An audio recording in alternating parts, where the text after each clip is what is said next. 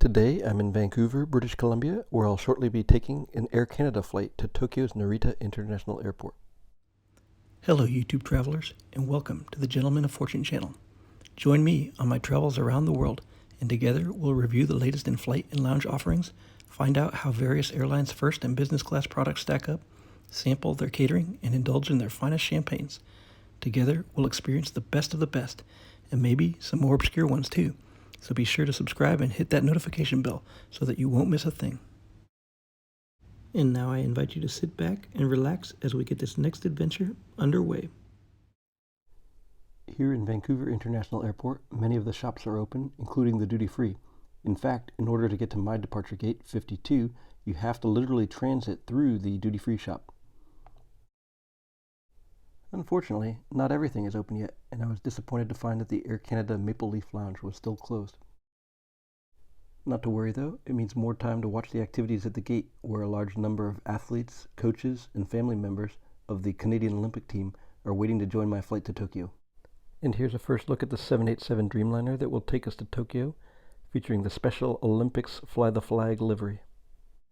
And after some red carpet moments, it was finally time to board our aircraft. Now on board, here I am at my seat 2K. Waiting for me at my seat is a large plastic bag containing the business class bedding materials.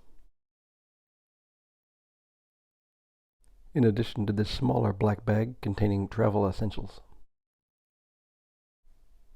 Now here's a quick look at the seat without everything sitting on it. Looking around the seat now, we've got a storage container which contains the IFE controller, as well as an electrical outlet, and USB and headphone jacks. The tray table pulls out from underneath the IFE screen and folds open to reveal a decent sized work or eating space. Near the armrest, there's a touchscreen display that controls the seat's functionality, as well as the dimming feature for the lights, your personal reading lights, and then the call button.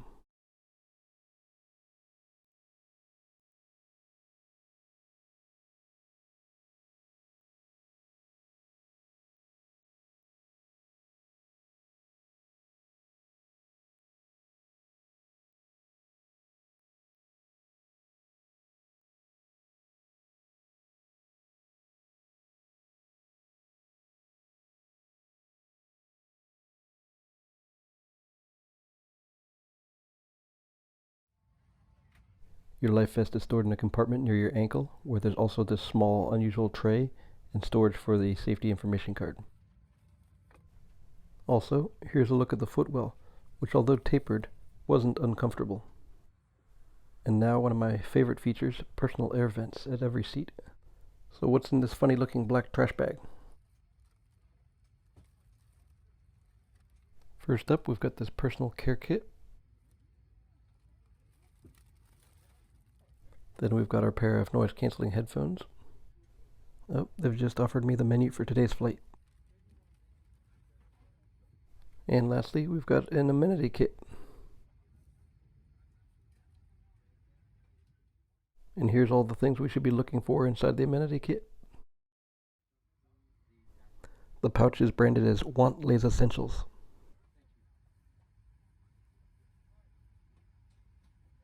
First up, we've got the eye mask, and hidden inside it is some earplugs.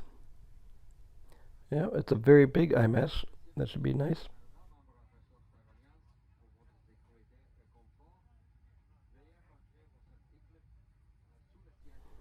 Now we've got, it looks like a pair of socks here with bright red toes.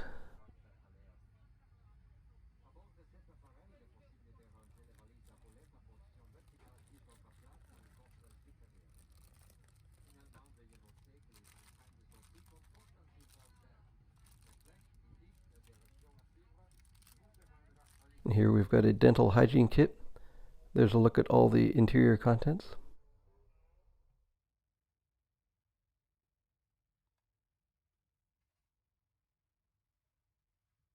And here's a little package with hand cream and lip balm.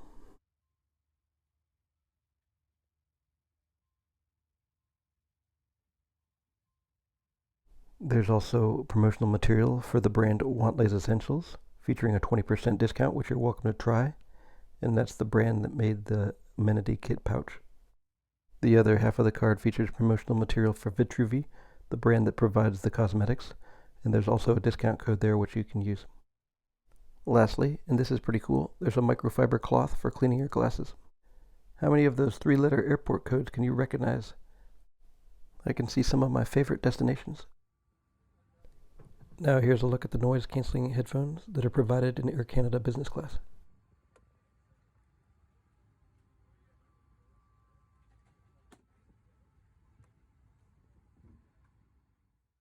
Here's the packaging for the personal care kit, which included a face mask and a small bottle of sanitizer. And now on to something more exciting, the menu card for today's flight. This card covers the meal served immediately after takeoff, though there's no additional information on the subsequent meal. The back of the card has the same information presented in French. In business class, they're serving Laurent Perrier champagne, though due to COVID cost cutting, at the moment they're not serving hard liquor. The flight attendant on my previous flight speculated that normal drink services would resume after the first week of August. Now, after a few special announcements, it was time to depart. Crew would like to join and welcome aboard YVR-NRT, Vancouver Tokyo.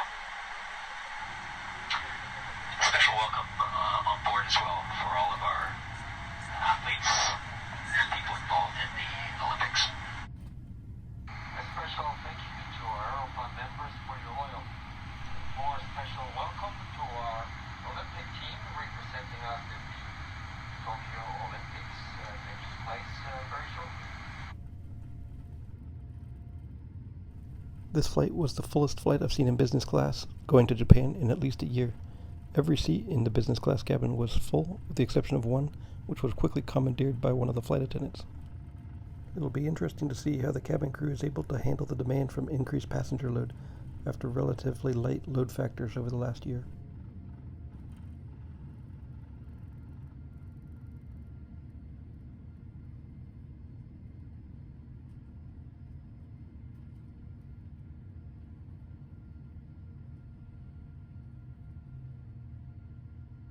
It was a beautiful day as we took off from Vancouver. Unfortunately, since we took off to the east, I was sitting on the wrong side and missed out on a view of the mountains.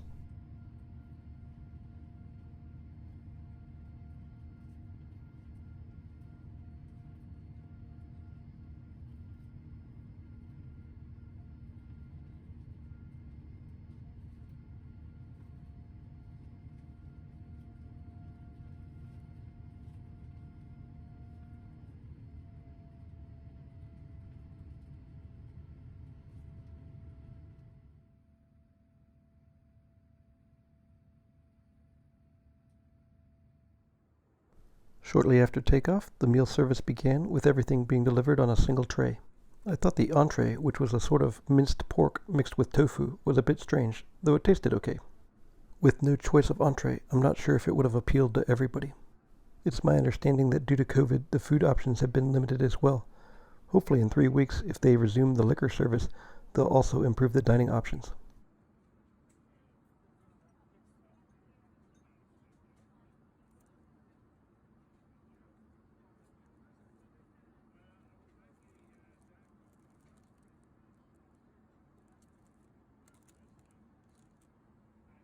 I was pleased that the champagne was served in a real glass. With the meal service complete, it's time to look around the lavatory and slip into something more comfortable. Unfortunately, Air Canada doesn't provide its business class passengers with pajamas, but I brought my own. The lavatory itself was fairly spacious and featured some nice Canadian design elements.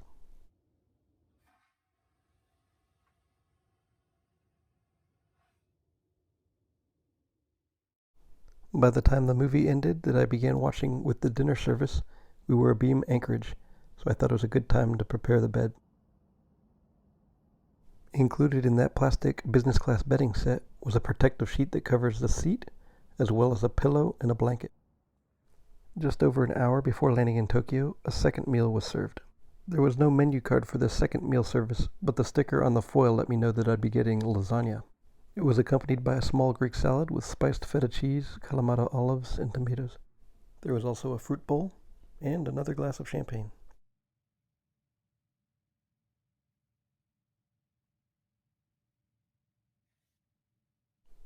As we flew over the Japanese coastline approaching Tokyo, I was impressed by what a beautiful, sunny, and clear day it was. The sense of excitement on board seemed palpable, with lots of young, eager faces pressed to the windows to look outside. Overall, despite the flight being fairly full, I found it to be pretty pleasant and not a bad way to get to Japan. The flight attendants wrapped up the flight with another improvised message.